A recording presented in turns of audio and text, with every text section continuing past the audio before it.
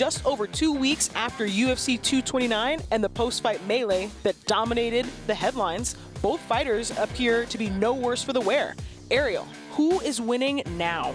I love this question. This is a fascinating question, Chael. You know why? Because there's no real answer. I think both are winning, and I think both are losing. And I'll explain.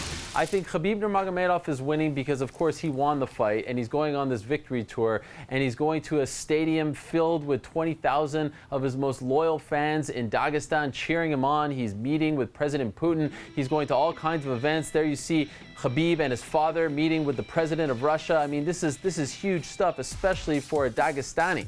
And so his social media has exploded. He has 10 million new followers. He's the talk of the town. It's all well and good. He's a bigger star than he was 2 weeks ago. How he's kind of losing, in my opinion, is because he's sort of stealing Conor's playbook after the fact. The whole Floyd thing, this has been done already. We've seen this. We saw how it played out. It feels like he's sort of copying his tracks. He's trying to follow in his footsteps.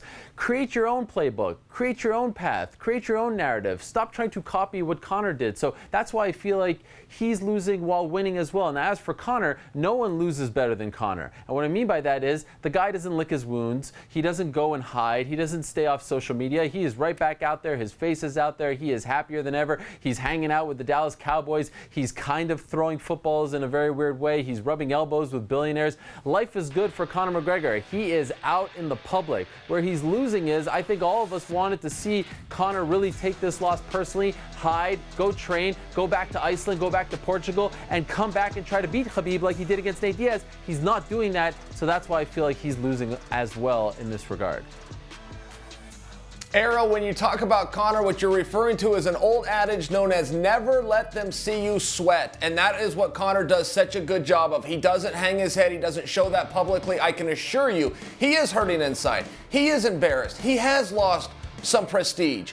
But he puts on his suit, he walks in front of the camera with a game face on anyway. It's very good. That's the way you need to live your life. But from a PR perspective, and don't forget, in the world of promotion, it is nothing more than people's opinion and going out and doing that PR. Good for Conor. I do have to agree with you, and I like the point that you made. I think that was very fair, that when Khabib is going around doing this victory lap, he should not steal from Conor's playbook. I think that Khabib has done a very good job here. I think that he has the right to feel these accolades, to get these pat on the back. I mean, how cool that he could sit down, as you pointed out, the leader of Russia when he's from Dagestan. A little bit of a history lesson for our fans, but if they go look into it, I think they'll see why that's amazing too. Ariel, I would be remiss, though, if I do not discuss the elephant in the room that everybody has seemed to turn their head from. That is a pending suspension for Khabib Nurmagomedov. Listen, we do not want to know where his career is going to go. I don't love the fact that Khabib now has a level of power and has turned the gun back on his own boss in Dana White, who gave him the opportunity to have this power, this victory lap in the first place. But aside from that, he's got to go and deal with the commission. As he's talking about who he's going to fight, or I may not fight, or I want to fight over here with Floyd Mayweather, or give me the Tony Ferguson, or I'm going to leave completely.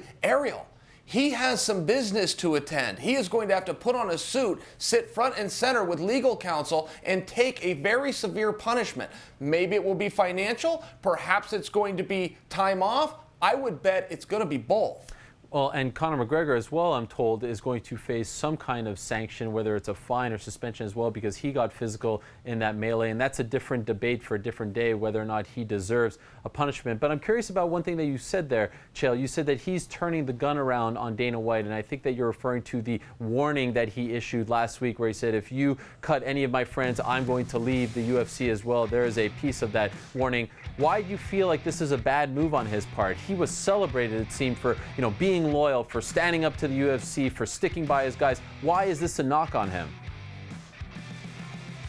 Well, Ariel, it wouldn't just be that. It would also be him saying that I'm going to leave the sport, that I'm not going to fight until April of next year. I'm not going to do a rematch with Conor McGregor as you may want. I want to take on Tony Ferguson. Look, there's some cool stuff about that too, Ariel. I do understand that calling out Tony would arguably be a more difficult fight where he's going to get less of a reward. So there is something very principled in the champion wanting to take on the number one contender. This is not a bag on Khabib situation. But when I do talk about the power, when I do rewind the tape 5 months and Khabib Nurmagomedov is outside of T-Mobile Arena, staked out Dana White's personal vehicle, put his hat on it, left him a note and begged for a title shot, and Dana said, all right, kid, you've earned it, I'm going to give it to you. As soon as he grabbed that belt, and we've seen other guys do this too, once they grab that belt and they have a feeling of a sense of power and entitlement, they do start trying to call the shots, and that's what I meant when I referred to as turning the gun on Fair Dana. enough. Could I just ask right What are you here, going right to do now, in 3 seconds? less than 2 weeks later, the next time we see them fight, is it against each other?